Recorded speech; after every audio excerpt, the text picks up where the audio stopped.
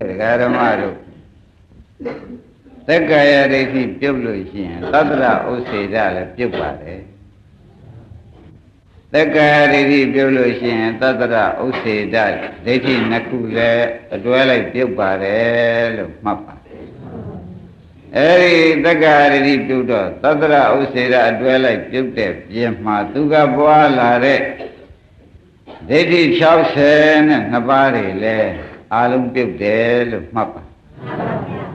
Deity Pukeka Bapsidle, Gadgatu, Melushin, Deity Pulushin, Manada Pupi, Toda Vandida Vel, Mapa. Deity Pukian Toda Vandida Vel, Garamari, Mapa. Come here, Toda Vandida Bapsidle, Toda Vandida Shim, Ria Zangaredo, Pawan Dwabi, Mapa. Come here, Lady Biomune, Vipadana Lumugo, Maniga, forget it. Lady Biomugo Ditava, Vipadana Lumugo, Nijama Loba, Suragula, Lusembaum, Biolake. Lady Biomsin Lucian, Vanale, Musia, Malay, Suro, Handa Chipos, Hebrisa, Muba, Naleame. Khanda Pshippo se Prisa Muba Nalayame. Khanda Pshippo se Prisa Muba no? Pshippo Nere Prisa Muba Masu, Pshippo se Prisa Muba Nalayame. Kami Ravi Pshippo se Prisa Muba, Sura Babalim Lelu, Miro, Gule Duive, Nyanduive, Yajabazu Suro.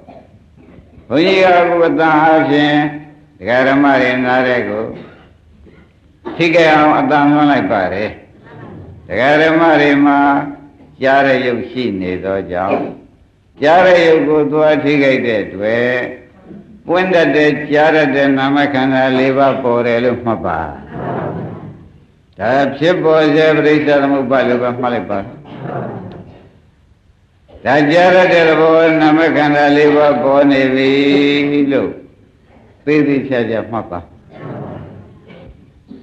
Eradi, Dalia Babali Madonna, Mere Kajara, Prisa the Mupana dea Malaka. Prisa the Mupana dea of Malaka. And you saw the Gala Salvation. Now, Prisa the Mupa dea the Hoi, the Vaja, Namo. Every Mubadia, who is or Namakana, Liba, Brisa, the Mubadia. Dilo delay and bear. Garamar, the guy, a beavian, Yoguavi, Mapa. The Gaujara Segleri, the Garamar, Tandanai, Pobichara, Vesi, the Kauna Sura, Mayra Babu. Good of Shidya, good of Shidya, Biada Shidel, Madibabu. Now Jara Maria Didialega, Chuk Tua Birigala, Jalu, come like that, Sure. The other like Jara, Chana like that, Sure, Kudu Sikri, no paying a labo. No paying a labo, Daladiusa, Ayaga Brisa the Muba, Navaga Brisa the Mupana, Dea. The need a Chokdwaraga, Jamdia, Nabolaraga. Oh, that's in the Garamaru. Come there, Sure de Ale. And Jalu Chokdwa, Jabi Chokdware, Damali Jam. Bolarabe, Masure. Ayandiaga Machuven, now Jalu, come there, Diana, come there, Sure de Ali, Ponhamba. Magonaido, oh, Ayandiaga, a chow, now Diaga. Ayandiaga Brisa the Mubadia, now Diaga Brisa the Mupana dea. Wajang Chuve, the Boba. Eh, Yare, Nadurvaya Jamma Namakana Livabe. Now Bola Nadurvaya Jamming Mahobile. Brisa the Mupana dea, Nandia Live swing all weather. ကောင်းပြီဒီလိုကြီးပဲခန္ဓာကိုယ်ကပရိစ္ဆေသမုပ္ပါတရားပေါ်တိုင်းပရိစ္ဆေသမုပ္ပါဏတရားပေါ်တိုင်းဒီလိုသိပြီးဒီကလာခန္ဓာကိုယ်ဟာပရိစ္ဆေသမုပ္ပါအကြောင်းပြုဆက်ဆက်နေတာမှတပါးငါသူတစ်ပါးယောက်ျားမိန်းမမရှိပါကလားဆိုတာကိုသိထားလို့ရှင်းဖြင့်တက္ကရာဒိဋ္ဌိပြုတ်ပါလေသဘောကျကောင်းပြီဒီတက္ကရာဒိဋ္ဌိဖြုတ်ပြီးဒီကလာသတ္တရဒိဋ္ဌိလေးဖြုတ်ခြင်းတော့ဒီလိုစဉ်းစားတာပေါ့ဒကာဓမ္မတို့ကြားတဲ့စိတ်ကလေး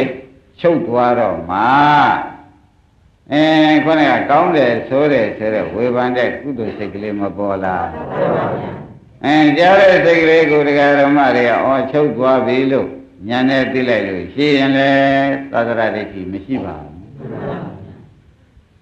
ကောင်းတဲ့စိတ်ကလေးတရားနာလို့ကောင်းတဲ့စိတ်ကလေးနောက်ကပေါ်လာတာကိုဒကာဓမ္မတွေကအရင်တရားချုပ်ပြီးကျေးဇူးပြုလို့နောက်တရားဆိုတဲ့ကြားလို့ကောင်းတဲ့စိတ်ကလေးပေါ်လာပါလားလို့သိလိုက်ပြန်တော့လေဥစ္စေရဒိဋ္ဌိပြုတ်နောက်တရားလေးပေါ်တာမြန်လိုက်တော့ဒါပြန်တူတူပြောကြပါစို့ဆိုတော့အရင်တရားချုပ်တာကိုသိလိုက်ရင်သတ္တရပြုတ်နောက်တရားပေါ်တာကိုသိလိုက်ရင်တရားတွေကြီးဆက်ပေါ်နေတာပဲလို့သိရင်တက္ကာယပြုတ်သိပြီဖြာဖြာမှတ်ဒီသုံးလုံးအရေးကြီးပါတယ်အရင်တရားချုပ်သွားတာသိလိုက်ရင်နောက်တရားပေါ်လာတယ်လို့သိရင်အရင်ကလည်းတရားပဲနောက်ဟာလည်းတရားပဲလို့သိပြန်တော့သိသိချာချာမှသိသိချာချာမှပါရဂရမတို့တရားရေးကြည့်လို့ပြောနေတယ်ဓမ္မပါပဲနဲ့အနိစ္စဒုက္ခအနတ္တရှုခဲ့တော့မဆိုင်ဖို့မဆိုင်ဖြစ်မှာတကားကျွဲတကားသိဆိုရည်ဒီသုံးခေါက်စီအောင်ပြန်ပြီးကြလားဘုန်းကြီးကပဲချီးမြှောက်ပါဦးမယ်ကြားစိတ်ကလေးချုပ်သွားတာကိုချုပ်သွားပြီတော့ညာနဲ့သိလိုက်ရင်ဘယ်ဒိဋ္ဌိပြုတ်သလိုကြားစိတ်ချုပ်သွားလို့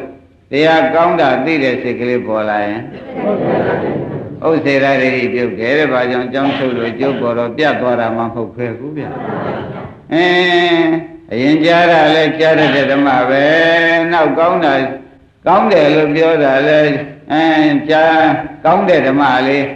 ပေါ်တာပဲတဲ့ဓမ္မကြီးပေါ်နေတာပဲဓမ္မကြီးချုပ်နေတာပဲလို့သိရင်ဘာပြုတ်ပါလိမ့်မယ်ဓမ္မကြီးပေါ်နေတာပဲဆိုလို့ရှိရင်ဖြင့်ဓမ္မပေါ်ရဲ့ဓမ္မချုပ်တာသိလို့ရှိရင်ဖြင့်တက္ကရာဒိဋ္ဌိကပြုတ်နေတာဒါပြန်ယနေ့စောစောပိုင်းကပဲခန္ဓာကိုယ်ရဲ့ဘယ်တရားပေါ်ဓမ္မပေါ်တယ်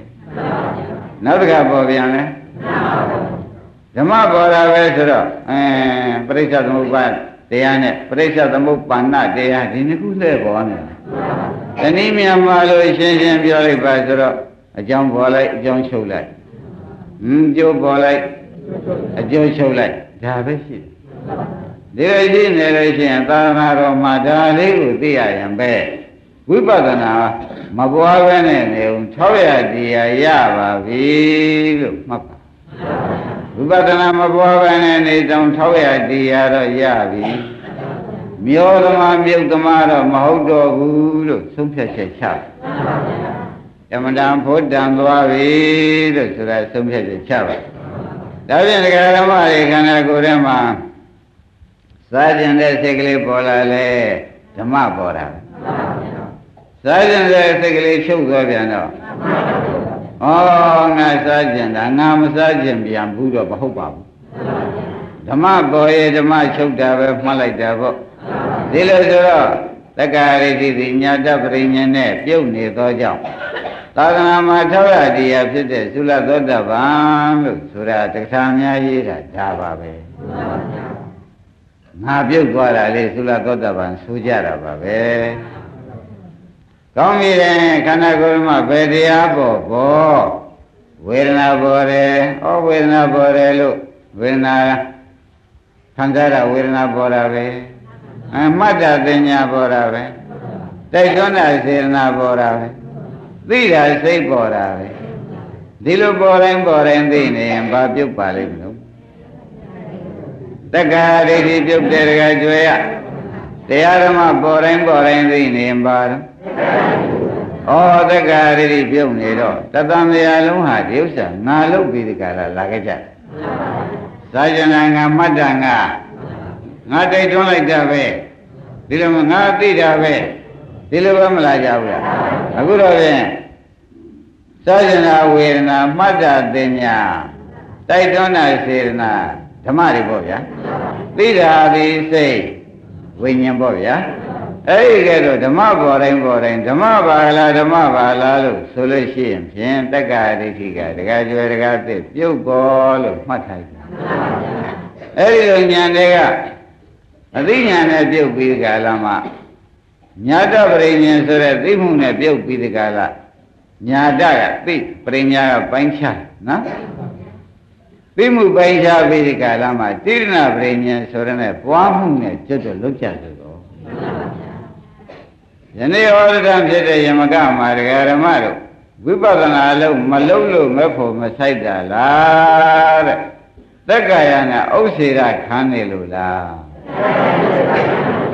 တက္ကရာဒိဋ္ဌိနဲ့ဥစ္စေရဒိဋ္ဌိခံနေလို့အထုတ်ပြန်အထုတ်များတော့လေဒကာဓမ္မတို့ယမကမှာသောတာပန်မတိသရဂန္ဓကံယန္တာဝေးစွာဒီလိုမဖြစ်ဘူးလားအဲ့ဒါကြောင့်ဉာဏ်နံပါတက္ကရာဒိဋ္ဌိသတ္တရဥစ္စေရဒိဋ္ဌိဖြုတ်မှုညာတပရိညာနဲ့နံပါရှင်းလင်းပြီးတဲ့ကာလမှာအနိစ္စဒုက္ခအနတ္တဖြစ်ပြပွားမှုနံပါပွားမှုရှင်း납ပါဒကာကျွယ်ဒကာသိတို့နံပါကတက္ကရာဖြုတ်မှုနံပါကဖြုတ်ပြီးတဲ့တရားကိုပွားမှုနံပါကပွားပါများတဲ့အခါကျတော့မဲခင်၈ပါးပြည့်စုံပြီဒိဋ္ဌိဝိရိယကိစ္စကိုတကယ်ပယ်မှုဒါကြောင့်သိမှုပွားမှုပယ်မှုဆိုတာမြန်မာလိုတော့ဒီတိုင်းပေါ့ပါဠိတော်ဘုရားသုံးတဲ့သုံးတော့ညာတပရိညာတိရဏပရိညာဘာနာပရိညာဆိုပရိညာ၃ပါးဝေဘာထားပါတယ်ဘုရားကရှင်းကြပါလားကောင်းပြီဒါဖြင့်ဟောကြားဆိုတော့ယမကမှာယမကယူကိုဂေကြကတိတို့နည်းနည်းလေးဆက်ပြောလိုက်တာပေါ့သူကတော့ယန္တာသေးလို့ရှိရင်ဘာမှမဖြစ်ဘူးဘာမှမဖြစ်တော့ဘူးဆိုတော့ယန္တာပရိနိဗ္ဗာန်ဆံလို့ရှိရင်ဖြင့်နိဗ္ဗာန်ရောက်တယ်နိဗ္ဗာန်ရတယ်ဆိုတာထင်ရှားတယ်တော့သူနိဗ္ဗာန်မရှိဘူးလို့ပြောလိုက်တယ်ယန္တာသေးရင်ဘာမှမဖြစ်တော့ဘူး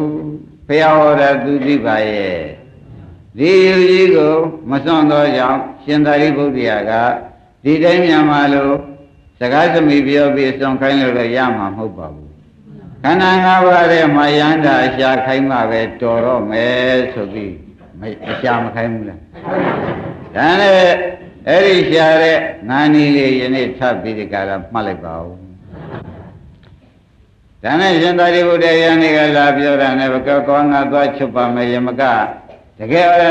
တက္ကရာဒိဋ္ဌိနဲ့ဥစ္စေတဒိဋ္ဌိယူသိပြီးဒီကလာညောင်တန်းစုနေတဲ့ပုဂ္ဂိုလ်ကြီးကိုငါရိဟုသောတရားစစ်သူကြီးမှမနှုတ်ပယ်လို့ရှိရင်ပြန်ပဲလေးပါထုတ်ချောက်ရောက်ချီရဲ့သွားမတော်မယ်ဆိုပြီးဒီကလာညနေပိုင်းပဲယမကရှိတဲ့နေရာကိုဒကာကျော်ဒကာသစ်တို့ရှင်သာရိပုတ္တရာသွားပြီးဒီကလာယမကမင်းယူပြောစမ်းပါဆိုတော့ငါကြားတဲ့တည်းညာဟုတ်ပါရဲ့လားဆိုတော့ဟုတ်ပါလေဗျာယန္တာသိရင်ဘာမှဖြစ်တော့ဘူးဆိုတော့ဥစ္စေရဒိဋ္ဌိမယူဘူးလားအဲ့ဒါနဲ့ကယမကဒီလိုလည်းမဆိုတတ်ကောဖရာလည်းမဆွဆွဲနဲ့ကောဖရာလည်းဒီလိုမဟုတ်ပါဘူးမင်းကလည်းဒီလိုမယူနဲ့ကွာမဟုတ်ပါဘူးကွာကဲငါစီစစ်စမ်းပါမယ်မင်းယန္တာရှာကြပါစို့ကွာဆိုယန္တာဆိုတာဒီပုဂ္ဂိုလ်တ attva ပဲယန္တာဆိုတာဘာတော့ပုဂ္ဂိုလ်တ attva ဆွဲတာပဲသဘောကျလားပုဂ္ဂိုလ်တ attva ဆွဲတော့ခန္ဓာ၅ပါးထဲမှာဒကာသိယန္တာရှာခိုင်းပါလေဒကာဓမ္မတွေဘယ်ထဲယန္တာရှာခိုင်းနော်ကောင်းပြီခန္ဓာ၅ပါးထဲမှာယန္တာရှာခိုင်းတော့သူယန္တာရှာခိုင်းတဲ့အထက်မှာကျွတ်တို့ညာကလည်းသက်ဝင်လိုက်တော့ဘယ်မလုံးတကကျွယ်ဘယ်မလုံးတကတက်ဆိုရလဲကိုယ့်အကိုစစ်စစ်ယူလိုက်တဲ့တော့ ယမကရေမင်းရန္တာသေးရင်ဘာမှမဖြစ်ဘူးဆိုတော့အဲ့ဒီဘာမှမဖြစ်တာသာထားစမ်းမအောင်ရန္တာရှာကြအောင်သူဘာမှမဖြစ်တာဆိုတာငေါ့စကားမဟုတ်လားရန္တာရှာကြပါဦးလို့ဆိုတော့ယမကရေရုပ်တရားကိုမင်းရန္တာခေါ်မလားလို့မေးလိုက်ယမကဘယ်နဲ့ဖြေတော့ရုပ်တရားယန္တာမဟုတ်လို့ရှင်ဝေဒနာမင်းယန္တာခေါ်မလားသင်ညာယန္တာခေါ်မလားသင်္ခါရယန္တာခေါ်မလားဝိညာဉ်ယန္တာခေါ်မလားဟောတရားဓမ္မတွေလည်းဒီခန္ဓာ၅ပါးပဲရှိနေတော့ဘယ်ဟာမိန်းမခေါ်မယ်ဘယ်ဟာယောက်ျားခေါ်မယ်လို့ခေါ်ကြပါရဲ့ယုံနာဓမ္မတွေပဲရှိမှာပေါ့ဆိုတော့တဘာလုံးတာလုံးလို့ဒီမေးပါမေးတာလုံးလို့မေးတော့မှသက္ကာရိတိဖြုတ်နေတာတခါကျွဲတခါသိရဒီမေးကဘာမေးပါလဲဝိပဿနာရှုခိုင်းတာလားသက္ကာရိတိဖြုတ်နေတာလားကြည်ရှင်သာရိပုတ္တရာဟောခြင်းကြည်ဝိပဿနာအလုပ်ကိုမပါသေးဘူးမပါသေးဘူးသူဘာလုပ်နေတယ်ဆိုတာခင်ဗျားတို့သိပြီဘာလုပ်နေတာသက္ကာရိတိဖြုတ်နေတယ်ဆိုတာကျင်납ပါဗလားအဲဒါကြောင့်တရားစတွေကတရားဓမ္မတွေပြောကြခဲ့ပါတယ်ဘာလေးပေါ်လာလားဓမ္မလေးတစ်ခုပေါ်လာတယ်လို့မှတ်လိုက်လို့ရှိရင်သက္ကာရိတိပြုတ်နေတာပဲ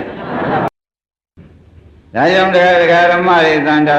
သာကျင်ဓမ္မဝိကျင်ဓမ္မဤကျင်ဓမ္မပြောကျင်ဓမ္မဆိုကျင်ဓမ္မတကားကျွဲတကားတစ်ပေါ်ကျင်လားပေါ်ဓမ္မပေါ်တာပဲပုဂ္ဂိုလ်တ attva ပေါ်တာဟုတ်ပါရဲ့လားကြောင့်ပေါ်တယ်ကျိုးပေါ်တယ်ဒီလိုတော့မှတ်နေတာပေါ့ဗျာ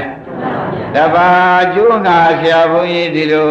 ဓမ္မသာပေါ်တယ်လို့အတိမပြုခိုင်းနေပါလိမ့်မလဲလို့မေးကြခဲ့တော့တက္ကရာရိတိဖြုတ်နေတာလို့မှတ်တာပေါ့ကောင်းပြီဒါဖြင့်တစ်နံပါတ်ရုပ်ကိုယန္တာခေါ်မလားဝေဒနာသင်ညာသင်္ခါရဝိညာဉ်ကိုယန္တာခေါ်မလားလို့မေးလိုက်တဲ့အခါကျတော့မခေါ်ပါဘူးဖေဟာလို့သူဖြေလိုက်တော့သက္ကာရိတိတော်တော်လေးပါသွားတယ်တော့ရှင်သာရိပုတ္တရာကသိတယ်မကျင်နာသေးဘူးတဲ့ပါယုံပါသေးတာသက္ကာရိတိမပြုတ်သေးဘူးပထမမေကွန်ပြီးဒုတိယမေကွန်မေးတယ်ယမကဒါဖြင့်ရုပ်ထဲမှာယန္တာရှိတယ်လို့မင်းခေါ်မလားဝေဒနာထဲမှာယန္တာရှိနေတယ်လို့ခေါ်မလားကျုပ်ထဲမှာရွှင်ငယ်ဗရမ ्या ရှိသလားမေးသလိုပေါ့ဗျာရုပ်ထဲမှာများယန္တာရှိသလားလို့မေးနေတယ်သူကဘယ်နဲ့ဖြေတော့ဝေဒနာထဲမှာယန္တာရှိသလားသင်ညာထဲမှာယန္တာရှိသလားသင်္ခါရထဲမှာစိတ်ဆိုတဲ့ဝိညာဉ်ထဲမှာဒီမှာလည်းခမရတို့သံဃာလည်းခန္ဓာ၅ပါးရှိတာပဲဘယ်ထဲမှာမှရပြမိမှမရှာပါနဲ့မရှိပါဘူးအဲ့တော့နှစ်နံပါတ်မေကွန်းလည်းသူမရှိဘူးပဲဖြေလိုက်တယ်ကဲသုံးနံပါတ်မေကွန်းကိုတခါမေးပြန်တယ်သက္ကာရိတိပါသွားပြီအရင်နဲ့ပါသွားပြီပါကြတဲ့ပေါင်းဆိုပြီးကြွယ်ရှင်သာရိပုတ္တရာမေးပြန်တယ်ယမကကိုယမကယံဒါဖြင့်ယုံမှတပါးကိုယန္တာခေါ်မလားလို့မေးပြန်တယ်ဘယ်နဲ့ဖြေတော့မဟုတ်ပါဘူးလို့ပဲဖြေတယ်ဝေဒနာမှတပါးယန္တာခေါ်မလားသင်ညာမှတပါးယန္တာခေါ်မလားစေနာမှတပါးယန္တာခေါ်မလားစိတ်မှတပါးယန္တာခေါ်မလားဟောသုံးချက်ရှိတော့ယန္တာခေါ်ကြကိုပါရလားဘယ်ယန္တာသိရင်ဘာမှမဖြစ်ဘူးဆိုတဲ့စကားဟောတိကံဖြစ်ပါသဘောပါဘယ်နှချက်ရှိပါလိမ့်မလို့သုံးချက်ရှိသွားပြီဒါသက္ကာရိတိခွာနေတာဝိပဿနာရှုတာတစ်လုံးမှမပါဘူးမှတ်ပါပါရလားအဲ့ဒါကြောင့်တခါကျွယ်တို့တခါသစ်တို့ရှေ့ရရှေ့ထားလို့ရမယ်လို့ဒီလို့ပါလားဘောကြရှေ့ထားလို့ရမယ်လို့သိပါဗလားကောင်းပြီဒါဖြင့်လေးနံပါတ်ယမကရဲ့တဲ့လေးနံပါတ်မဲ့မဲဦးမယ်ဆိုတော့တက္ကရာရိတော်တော်ပါပြီဗျာသုံးကရှင်းလိုက်တာတော်တော်ပါဒါလေးနံပါတ်ရှင်းပုံမယ်ဆိုပြီးရှင်းပြတယ်ယမကရဲ့ဒါဖြင့်ရုပ်ဝေဒနာသင်ညာသင်္ခါရဝိညာဉ်ဆိုတဲ့ခန္ဓာ၅ပါးအပေါင်းကိုမင်းယန္တာလို့ဆိုမလားလို့မေးတယ်ဒီလိုလည်းမဟုတ်ပါဘူးခင်ဗျာလို့ဖြေ ဗျာအပေါင်းမေးတော့ခန္ဓာ၅ပါးကိုအခုခန္ဓာ၅ပါးအပေါင်းကိုယန္တာခေါ်မလားလို့မေးတော့လည်းဘယ်နဲ့ဖြေသဘောကျတော့ကောင်းပြီတက္ကရာရိတိ၄မျိုးနဲ့မေးလိုက်ပြန်တော့စိတ်ပြီးမေးလိုက်တော့တော်တော့ကိုပါတယ်ပါတော့ပြီနော်မေးသေးတယ်၅ခုမြောက်ကြအောင်မေးလိုက်မယ်တရားဓမ္မတို့ယမကရေဒါဖြင့်ယုံမဟုတ်တာကိုယန္တာဆိုမလားဝေဒနာမဟုတ်တာယန္တာဆိုမလားသင်ညာမဟုတ်တာယန္တာဆိုမလားသင်္ခါရမဟုတ်တာယန္တာဆိုမလားဝိညာဉ်မဟုတ်တာယန္တာဆိုမလားဆိုတော့ခန္ဓာ၅ပါးမှတခြားကိုယန္တာဆိုမလားလို့မေးတာအဲ့တော့သူပဲနဲ့ဖြေပြန်ပြီမဟုတ်ပါဘူးဗျာလို့ဖြေလိုက်တော့ဒကာဓမ္မတို့ပု္ပ္ပာ၅ချက်နဲ့တက္ကရာတိဖြုတ်လိုက်တာယန္တာရှာတွေ့သေးတယ်ဒါဖြင့်ဒကာဓမ္မတွေကိုယ့်အကိုရှာလိုက်လို့ရှင်မိမ့်မဲ့ကြရှာတွေ့ပါမတွေ့တဲ့ကံကြာတပရိညာဆိုတဲ့သိမှုနဲ့သက္ကာရိတိပြုတ်ပေါ်ဆိုတာအောင်းမိတ်နော်ဒီဓမ္မသက္ကာရိတိတော့ဖြင့်ညာတပရိညာနဲ့ပြုတ်ဖေးရမကပြုတ်ကြယန္တာတော့ဖြင့်ပျောက်သွားပြီသူဆွဲထားတဲ့ယန္တာတည်ရင်ဘာမှမဖြစ်ဘုရားတော်မူတာငါသိပါရဲ့ယန္တာတည်ရင်ဘာမှမဖြစ်ဘူးဆိုတဲ့သူ့ယူဟာအခုယန္တာရှာတွေ့သေးရဲ့မတွေ့တော့ဒိဋ္ဌိပြုတ်ပြီဆိုတာရှင်ပါရိပုတ္တရာကသိ။ကဲဒိဋ္ဌိပြုတ်ရင်ဝိပဿနာအလုပ်ခိုင်းတော့မယ်။ဘယ်ချိန်ကြမှာခိုင်းပါလဲ။သက္ကာရိတိပြုတ်မှဝိပဿနာအလုပ်ခိုင်း။ဩတော်ကိုပဲအလုပ်စဉ်ညံပေးမှာဖြင့်နေယူလောက်တဲ့ကိုတော်ကြီးနောင်လာနောက်သားမရရဲ့စေတော့ဝိပဿနာရှေ့ထားမလုပ်နဲ့သက္ကာယဖြုတ်တာရှေ့ထားဟိဆိုတဲ့ဥစ္စာကိုနောင်လာတော့သားတွေနီးများများကြံရအောင်နီးမလွဲရအောင်ဟောခဲ့တယ်တရားသဘောပါဒါကြွေဒါဖြင့်ဆရာမနဲ့တွေ့ရမှာသိကြောက်စရာကောင်းမင်းကွာဘာမှမလုပ်နဲ့အနိစ္စဒုက္ခအနတ္တမှာတော့နိဗ္ဗာန်ရောက်တဲ့တရားမရှိဘူးကွာဥပုသ်ဆောင်နေဒါကလုံးနေဝါကြိုက်တာရှေ့နှစ်နံပါတ်ရှေ့ထားလို့တော့တစ်နံပါတ်ကဗလာဖြစ်တဲ့နံပါတ်ဗလာဖြစ်ပြီးဒီကလာနေတော့အရေးပါတာကဗလာဖြစ်ပြီးဒီကလာနေတော့နောက်လို့သေးရအရေးမပါတာတွေဖြစ်ဘလို့ကြောက်เสียကောင်းဒါကြောင့်ယထာဘုဒ္ဓညာနာယသတ္တပရိတိတဘော44ချိန်မှားတယ်ယထာဘုဒ္ဓဟုတ်တိုင်းမှာဆိုတာညာနာယမင်းတို့သိဖို့ရအလို့ငါသတ္ထာရှင်းနောက်အရှင်နဲ့ကွာအလုံးစုံတက္ကရာခွာရတဲ့ဆရာကိုညာနာယပရိယေတိတဘောမင်းတို့ငါဖျားမရှိသေးတော့ရှာပြမရှာပါကွာအစင်တွေလွယ်ကုန်လို့မင်းတို့ဒုက္ခလာလာကြီးရောက်ပြီးကြလားပင်မန်းကတော့ဖေးမရောက်ဖဲနေမှာစိုးရိမ်လုံးလို့44ချိန်မှားတယ်သဘောကျဟုတ်တိုင်းမှန်စွာတစ်နှစ်ခွဲပြီးဒီကလာဟောရတဲ့ဆရာအလုတ်စင်ကိုတစ်ကနှစ်မကျော်ဘဲနဲ့အစင်တိုင်းသွားပြီးလှုပ်ဖို့ဆရာဘယ်ဟာကိုအရင်လှုပ်ပြီးမှဒုတိယဟာကိုနောက်ချလို့ဆိုတဲ့ပြောရတဲ့ဆရာကိုမင်းတို့ငါမရှိသေးနောက်ဖြင့်ရှာပြအောင်ရှာကြဟေးဆိုတော့44ချိန်မှာမှားတယ်မမှားတယ်ခိုင်းကိုရှင်သာရိပုတ္တရာကြီးကဖြင့်ဒိဋ္ဌိပြုတ်နေသည်ကိုငါးနည်းနဲ့ဝေဖန်လိုက်တော့ဒိဋ္ဌိပြုတ်သွားပြီသိတော့သိသွားပြီယမကဒိဋ္ဌိပြုတ်သွားပြီဒကာဓမ္မအသိနဲ့ပြုတ်တာပဲရှိသေးတယ်မဲ့နဲ့မဖြုတ်ရသေးဘူးအသိနဲ့ပြုတ်တာပဲရှိသေးတယ်မဲ့နဲ့မဖြုတ်ရသေးပါဘူး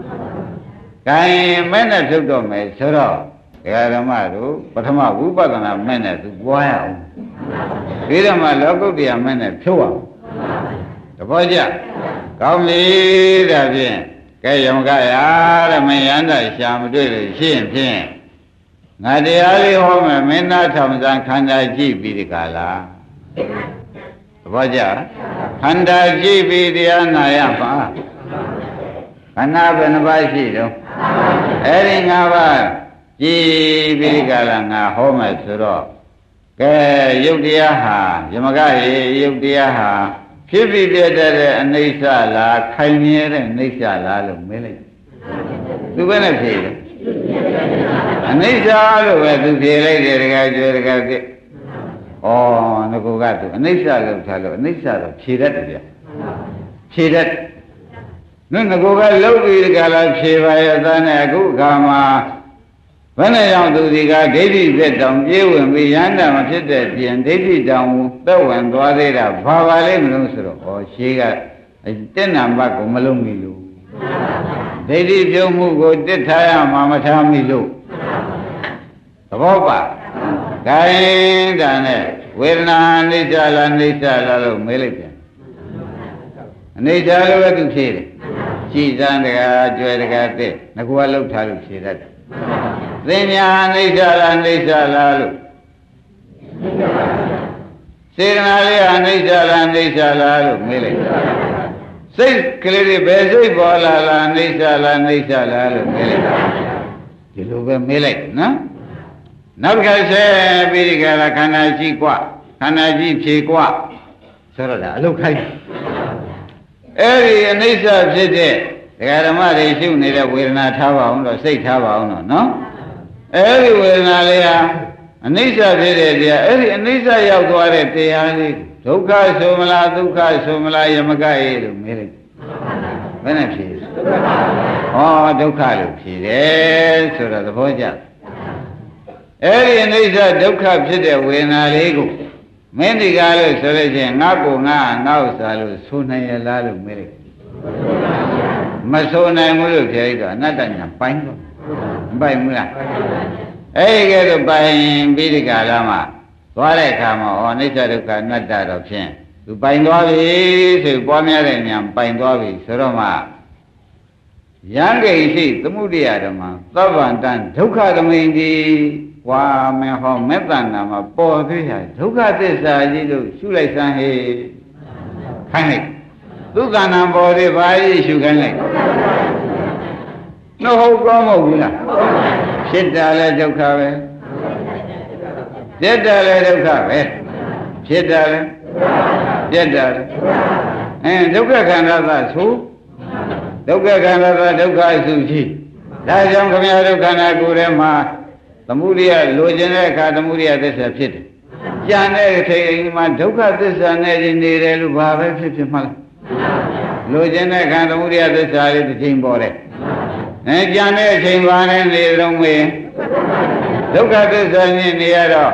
ဒီထဲမှာဒုက္ခသစ္စာဆိုလည်းဖြစ်တာနဲ့ပြတ်တာပဲရှိတော့ဖြစ်တာလည်းဒုက္ခသစ္စာ။ပြတ်တာကိုဖြစ်သွေရဒုက္ခသစ္စာကြီးယမကရှုစမ်းกว่าခိုင်းလိုက်တော့သူကဖြစ်ဒုက္ခပြည့်ဒုက္ခပိုင်းခြားသိအလုံးစုံဒုက္ခသစ္စာကြီးပဲလို့သူသိသွားတော့မှခொနဲ့ခန္ဓာ၅ပါးဒုက္ခသစ္စာတရားကြီးကသူရှုနေတဲ့ညာအောက်မှာပဲတရားဓမ္မတွေချုပ်ပြောက်သွားတယ်ဒါသူညာဒီအောက်မှာချုပ်ပြောက်သွားတော့ဒုက္ခပထမအချိန်ချုပ်သွားပြီလို့မဆိုနိုင်ဘူးလားဒုက္ခချုပ်တဲ့နောက်ကနေပြီးတဲ့ဒိဋ္ဌိဝိသိကိစ္စသီလပရပရမာသဆိုတဲ့တရားသုံးခုကဒုက္ခနဲ့ပြိုင်ချုပ်သဘောကျရှေးကဒုက္ခချုပ်တာနဲ့နောက်ကသမုဒိယသုံးခုချုပ်တာနဲ့တပြိုင်တည်းလို့တခါကျတခါတည်းမှတ်လိုက်ရှေးကဖြစ်ပြဒုက္ခချုပ်တာနဲ့နောက်ကဒိဋ္ဌိဝိသိကိစ္စသီလပရပရမာသဆိုတဲ့သမုဒိယသုံးခုချုပ်တာနဲ့ရှင်းနောက်ခွဲလို့ရရဲ့အချိန်မှန်းနေတခါလည်းပြုတ်ဒီဒိဋ္ဌိသုံးခုလည်းပြုတ်ပါရောတခါသေးခိုးကအပယ်လေးပါဆိုတဲ့ငရဲအိုးကြီးအပယ်လေးပါဆိုတဲ့နိုင်ငံမှာကျွတ်တို့သွားเสียဘုံနေနန်းတွေကဟိုအစင်သစ်ဖြစ်ထားတယ်အကုန်ပြောက်အပယ်လေးပါကုန်ပြောက်ကိုယ့်အတွက်တိရစ္ဆာန်ဖြစ်เสียဘုံလည်းပြောက်ကိုယ့်အတွက်ဒီကဲဖြစ်เสียရောကောင်းပြီတဲ့ငရဲတိရစ္ဆာန်ပြိတ္တာကိုယ့်အတွက်ပြိတ္တာဖြစ်เสียဘုံနေရော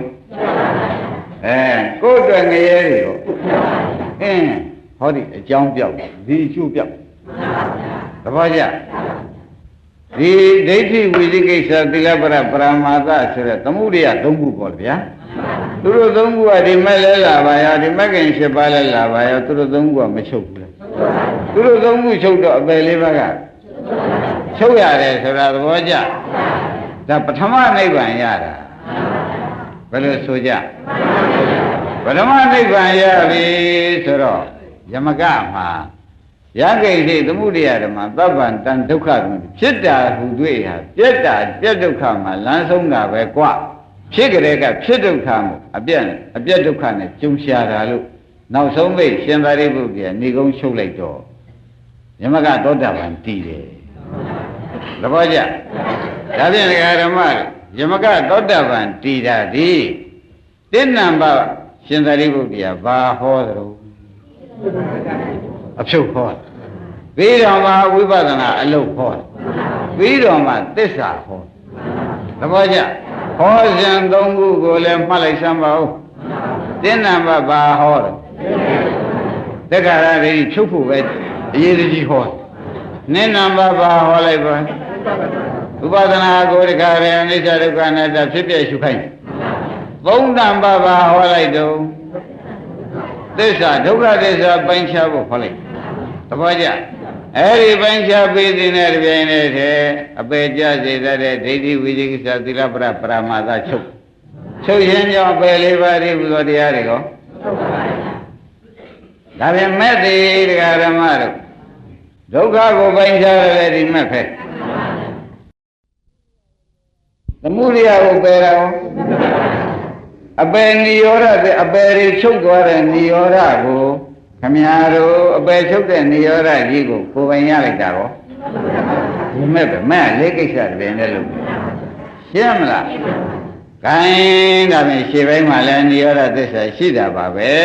လို့ပဲဒါကတော့ဟောနေကြမှာမပြောတော့ပါဘူးနော်တိုင်းယမကတွေမဲ့ပြီးတော့ကိုဓာတ်တွေဖြုတ်ကြဆိုမဲ့ပြီးတော့ကိုဖိုးလာတာဖိုးပြီးပြစ္ဆကနာလာတော့သောတာပန်မတည်သေးဘူးလားမဲ့ပြီးဖိုးလာတာတော့အကာလိကောကိုဗျမတည်ဘူးသောတရားရလို့ချင်းအကာလိကောခါမရင်ကျုပ်ပြီးဆိုတော့ဖိုးဆိုတဲ့ဥစ္စာတခါတော့သောတာပန်တည်တဲ့ဖိုးလာတာပဲသဘောကျဒါဖြင့်ယမကဘာဖြစ်သွားပါလဲမေးရင်မနဲ့ပြောကြပါဘူးပထမတက္ကရာရိဖြုတ်ကန်းဟောတယ်ဒုတိယဥပဒနာရှုကန်းဟောတယ်တတိယသစ္စာကိုပိုင်းခြားဖို့ရဟောလိုက်တာနဲ့ပဲယမကဖြင့်တခါကျွဲတခါသိသောတာပန်တည်ပါဘောရှင်းမလားသောတာပန်တည်တယ်ဓမ္မတို့ဒိဋ္ဌိဝိသိကိစ္စသီလပရပရမာသပယ်လိုက်တာပါပဲရှင်းပြီနော်ဒိဋ္ဌိဝိသိကိစ္စသီလပရပရမာသသဘောကျအဲ့ဒါခွေရိကျင်တဲ့ငါရိကျင်အနိဗ္ဗာန်ရောက်တယ်လို့အိန္ဒိယရှင်းနေတဲ့အကျင့်မျိုးဆိုတဲ့ဒိဋ္ဌိလေးပယ်ပါတယ်ပြောတာပါပဲသိပြီဒါနဲ့ပဲသူသောတာပန်တည်ပြီးသွားတော့ရှင်သာရိပုတ္တရာကလည်းထက်လူမို့အောက်လူသိသူကထဲရဟန္တာဖြစ်နေတော့အောက်သောတာပန်တည်တာသူသိပါတယ်သူသိတော့သူရင်သိတာမဟုတ်ယမကကလည်းသူ့ဟာသူသောတာပန်တရားသူရပြီဆိုတာသူသိတယ်အဲ့ဒီတည်းမှာနှစ်ယောက်စလုံးဒကာဓမ္မတို့အမေများထုတ်တာလေယနေ့စူးစိုက်စိတ်နှထောင်ပါသူဘုံမင်းနဲ့ဘောပြန်ဖြေဆိုတဲ့လောကီစကားရှိသလိုဒကာကျွေသူဒိဋ္ဌိကိုပြုတ်မပြုတ်ဒကာနဲ့သူ့ဟာသူတောင်းခံတော့အောင်ကိုမေးပြန်ဓမ္မကဒါဖြင့်မင်းဒီကားလို့ဆိုလို့ရှိရင်ဖြင့်ယန္တာသေးလို့ရှိရင်ဖြင့်ဒီအနိစ္စဒုက္ခအနတ္တဖြစ်တဲ့တရားတွေမင်းလည်းအခုပြောခဲ့လို့ရှုခဲ့ပါပြီဒုက္ခသစ္စာလည်းမင်းပိုင်းခြားပြီးမင်းသိပြီအဲ့တော့ကွာတဲ့မင်းရှိတုန်းကမင်းပြောနေတာကတဲ့ဘုရားဟောတော်မူတာငါသိပါတယ်ယန္တာသေးရင်ဘာမှမဖြစ်ဘူးသေသည်ချမ်းမယ်နဲ့ယန္တာသေပြီးသည်ချမ်းမယ်နဲ့ဘာမှမဖြစ်ဘူးလို့ယူတဲ့ယူဟာမင်းအခုဘယ်နဲ့နေကြုံမေးပြန်တပည့်တော်ဗျာတဲ့ရှေးခါကဒိဋ္ဌိတတ်တဲ့ပညာမရှိခင်တုန်းကတော့အလွန်မှောက်ပါပြီးဒီယူပါတယ်သဘောကျဒိဋ္ဌိတတ်တဲ့ဉာဏ်မရခင်တုန်းကပေါ့ဗျာမှောက်မားတဲ့ယူထားပါတယ်သဘောကျယခုခါပြန်အရှင်ဘုရားဤဟူသောအကူအညီထောက်ပံ့ကိုကောင်းသောဆရာရတဲ့အတွက်တပည့်တော်ဒီဒိဋ္ဌိသေးသားတဲ့တဲ့အဲ့ဒီအယူအကုန်ပယ်လိုက်ပါပြီလို့ပြောလိုက်ကဲဒိဋ္ဌိဝိသေသသီလပရပရမာသပယ်တာသူကိုယ်တိုင်ထုတ်ပြောသင်ရှားလားဒါကြသိဖို့တာ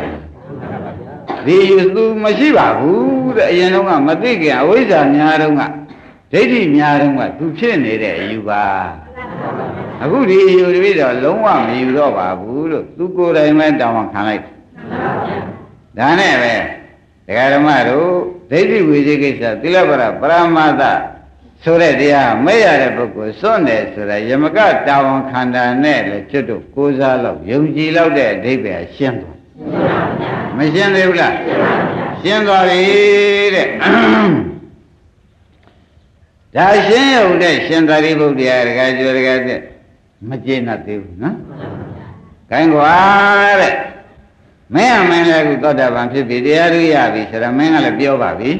။ဒိဋ္ဌိပဲပြီးတော့သူသောတာပန်တည်ပြီလို့သူပြောတာလေရှင်သာရိပုတ္တရာသိပြီကောဗျာ။ခိုင်းတဲ့မင်းကိုတဲ့မင်းကလည်းငကိုကလည်းတော်တော်ကြော်ကြတဲ့ပုဂ္ဂိုလ်ရဟနာသေရင်ဘာမှဖြစ်ဘုရားတော်မူတာငါသိပါရဲ့။ဆိုတော့မင်းကဥစ္စေတာဒိဋ္ဌိအယူကြီးနဲ့မင်းကနေလို့ငါကိုယ်တိုင်လာပြီးဒီကလာမင်းအယူရည်ဥသောတတ်ကြီးညှောင်းကြီးငါနှုတ်ပေးရတာအခုအချိန်ဆိုတော့သရဝန္တိပြီနော်အခုအချိန်မှာဘေးကရန်တွေကမင်းကိုမေးလိုက်မယ်တဲ့ရှင်ယမကရန်လာသေးရင်ဘယ်သွားသလုံးလို့များမေးတယ်မင်းပဲနဲ့ဖြေမလို့ဒကာဓမ္မတွေအမတန်ကိုပဲလေးစားလောက်တဲ့စကားတွေပါရန်လာသေးလို့ရှိရင်ကွာဘယ်သွားသလုံးမေးလို့ရှိရင်ဖြင့်ဘာများဖြစ်သွားသလုံးလို့မေးလို့ရှိရင်ဖြင့်မင်းပဲနဲ့ဖြေမလို့အာတပည့်တော်မေးတပည့်တော်အခုတော့ဖြင့်ဒီလိုဖြေမှာပါပဲဆိုတော့ဒီဖြေဘ누구ဖြေပါတော့လို့မေးတော့သောတာပန်ကဖြေတဲ့ဖြေဘာကိုဖြေတာတော့မေးတော့ပူမြင်တဲ့နိဗ္ဗာန်ကိုဖြေတဲ့ဖြေလို့မှတ်ပါဘာဖြေမှာပါလဲအဲနိဗ္ဗာန်နဲ့ဒါကြောင့်ဒိဋ္ဌိမစင်ရင်နိဗ္ဗာန်မရဘူးဆိုတာပေါ်လာဒိဋ္ဌိမစင်ရင်နိဗ္ဗာန်သဘောမကျရင်ဒိဋ္ဌိဘယ်တော့မှမစင်ဘူးဒါကြောင့်တနေ့ကဖြေခဲ့တယ်ဒိဋ္ဌိမစင်ရင်နိဗ္ဗာန်မဝင်ဘူးနိဗ္ဗာန်ကိုကြာကြာနာသဘောမကျလို့ရှိရင်လေသုတ္တမယဉာဏ်နဲ့သဘောမကျလို့ရှိရင်ဘယ်တော့မှဒိဋ္ဌိစင်လိုက်မှာမဟုတ်ဘူးဥစ္စေရာဒိဋ္ဌိပဲကြီးပြေးမှာပဲမပြေးပဲဘူးလားအဲဒါကြောင့်တရားဓမ္မတွေနာကြည်ကြီးနဲ့ထောင်းအောင်မယ်ခမည်းတော်ကဒီပရမတ်တေနဲ့ခက်ခဲတဲ့သဘောနဲ့ဆိုရင်နာကြည်ကြီးဆိုတာခမည်းတော်ကငါကဘာမှပါလာတာမဟုတ်လို့နာကြည်ကြီးနဲ့ထောင်းလို့ပြောတာဘာမှငါကဗလာလာခဲ့ကြတယ်တခါကျဗလာလာခဲ့တာမှဟုတ်ကလားဘာမှမပါဘူးဒီဥစ္စာတွေကနော်ဒီကထဲပေးနိုင်လို့ဆယ်ပုံထဲလိုက်တပုံကျန်လိုက်နောက်တစ်နေ့ဆယ်ပုံထဲလိုက်တပုံကျန်လိုက်နှစ်ပုံဖြစ်သွားလိုက်ဒီလိုနဲ့စုတက်လာခဲ့ရတယ်အဲ့ဒါနာကြီးကြီးနဲ့ထောင်ပါတဲ့ကုသောတာပန်ဖြစ်တဲ့ပုဂ္ဂိုလ်ကဖြေလိုက်မယ်ယမကရေတဲ့မင်းတွေကလည်းဆိုလို့ရှိရင်မင်းကကြော်ကြတဲ့ပုဂ္ဂိုလ်လည်းဖြစ်တယ်ရဟနာသိလို့ရှိရင်ဘာမှမဖြစ်ဘူးဆိုတော့မင်းဝါရကြီးကိုအခုခါမှဘေးကရဟန်းတွေကမင်းလာမေးလိုက်မယ်ရဟနာသိလို့ရှိရင်ဘယ်များသွားလို့ဘာဖြစ်သလုံးလို့မေးလို့ရှိရင်မင်းပဲနဲ့ဖြေမလဲလို့သူ့ကိုယ်တိုင်အဖြေထုတ်ခိုင်းရှင်သာရိပုတ္တရာတကကြွေနောင်လာနောက်သားအတွက်ဘလောက်အရေးကြီးလို့မှားမှတိမ့်မှဆိုးလွန်းလို့သေးသေးချာချာဒုက္ခပြီးနေယူတော့အောင်အလုံးစင်တဲ့တကွနိဗ္ဗာန်မြင်ပုံကြောင့်ရှင်းပြတဲ့ကိုတော်ကြီးဆိုရင်လွယ်ပါအဲ့တော့ယမကကတပည့်တော်ခုခါမှမေးလို့ရှင်ဒီလိုဖြစ်မှာပါပဲရုပ်တရားလေးတစ်ခုမှတ်ကြတာပေါ့ဗျာဝေဒနာဟောတဲ့ဒီတိုင်းပေါ့နော်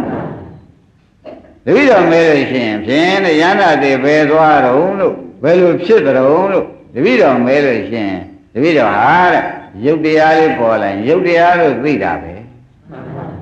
ရုပ်တရားလေးသိပြီးချမ်းမဲ့နိုင်ရုပ်တရားအနိစ္စပဲလို့တပည့်တော်ဆက်သိ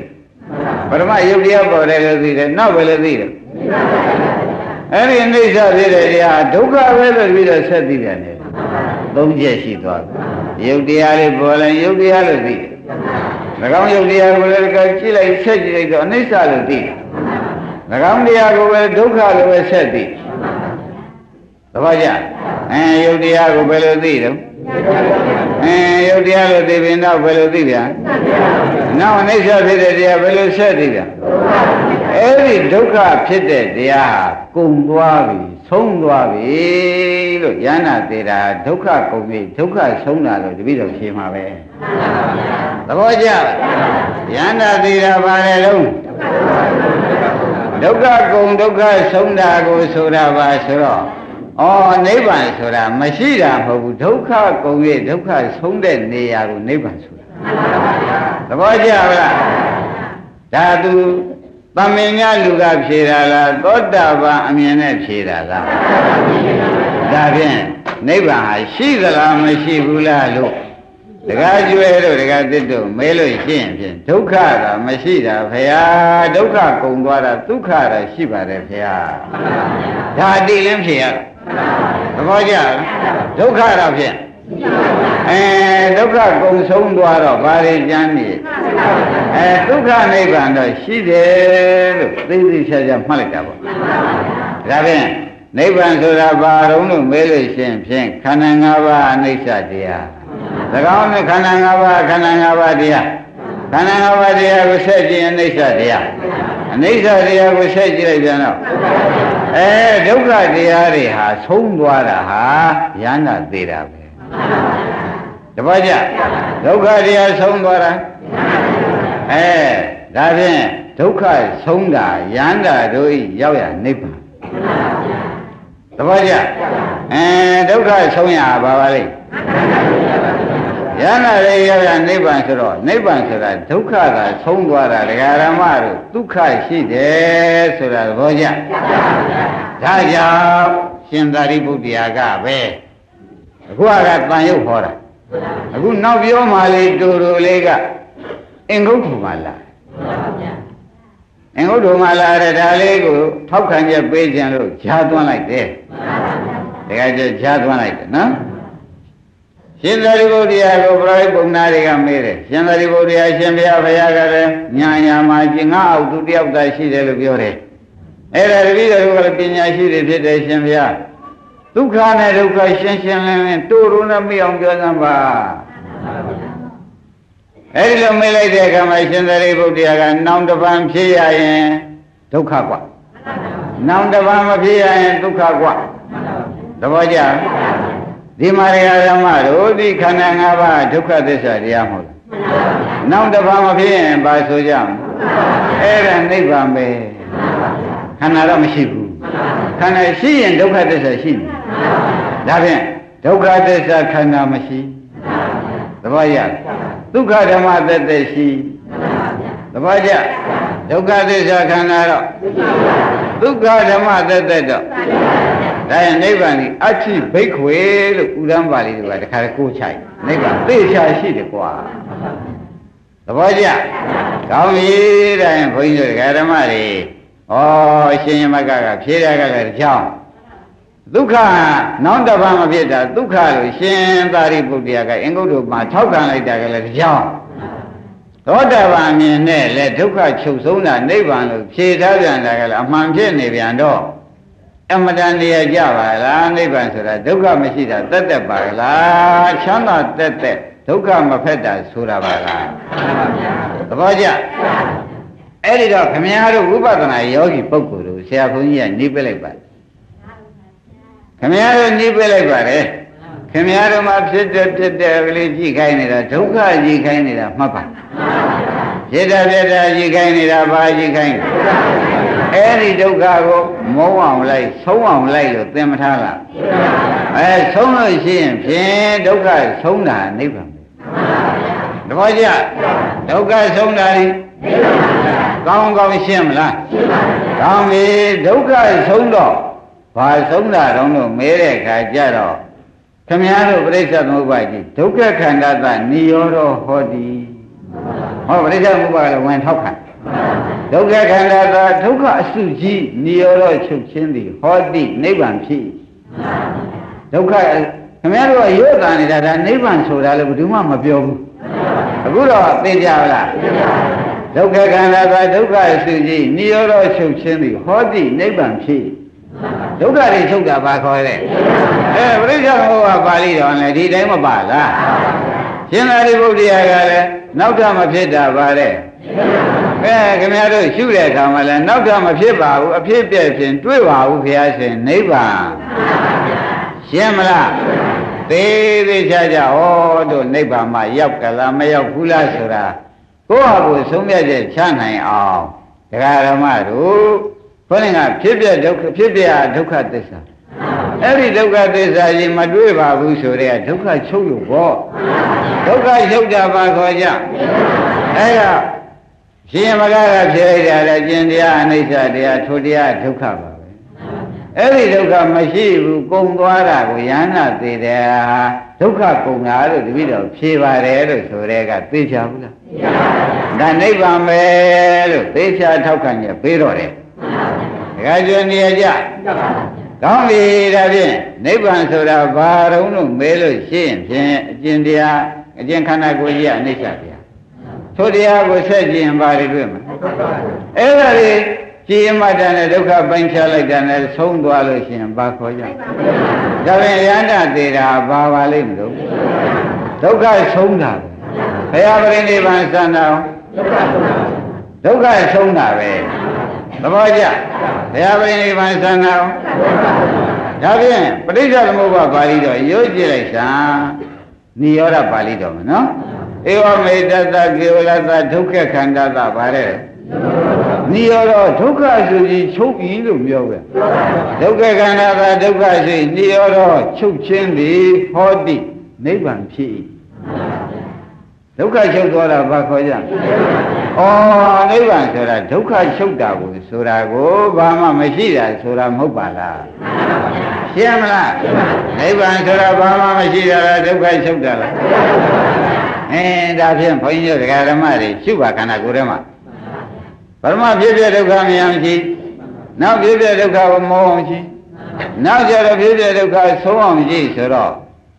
သစ္စာပိုင်းခြားလိုက်တာဆုံးသွားဘူးဆုံးသွားတဲ့အခါကျတော့တပည့်တော်ဗျာညာလေးပဲကြံရတော့တယ်ဘာမှထဲဆုံးရှာမတွေ့တော့ပါဘူးလို့ပြောဘူးလားဒါဘာဆုံးသွားတာပါလဲဒုက္ခဆုံးသွားတာဘာခေါ်ကြဒုက္ခခန္ဓာသနိရောဓဒုက္ခခန္ဓာသဒုက္ခစုကြီးနိရောဓချုပ်ခြင်းဝါဆုံးခြင်းသည်ဟောတိနိဗ္ဗာန်ဖြစ်၏တို့သိကြသေးဘူးလားပါဠိတော်ခင်ဗျားတို့တရားရှာနေလွယ်တရားရှာနေတခါကျွဲခင်ဗျားတို့စောက်တွေတောင်းလာမြောက်လာလှမ်းနေရတယ်ခင်ဗျားတို့ဝိရစင်နဲ့ညာတိုင်းရောနေတဲ့ဒုက္ခခန္ဓာတဒုက္ခစိတ်နိရောဓချုပ်ခြင်းသည်ဟောတိနိဗ္ဗာန်ဖြစ်၏ဒါအဲ့ဒါမှတ်တယ်ဒုက္ခချုပ်သွားတာပါခေါင်းသိကြသေးဘူးလားဒါဖြင့်ယမက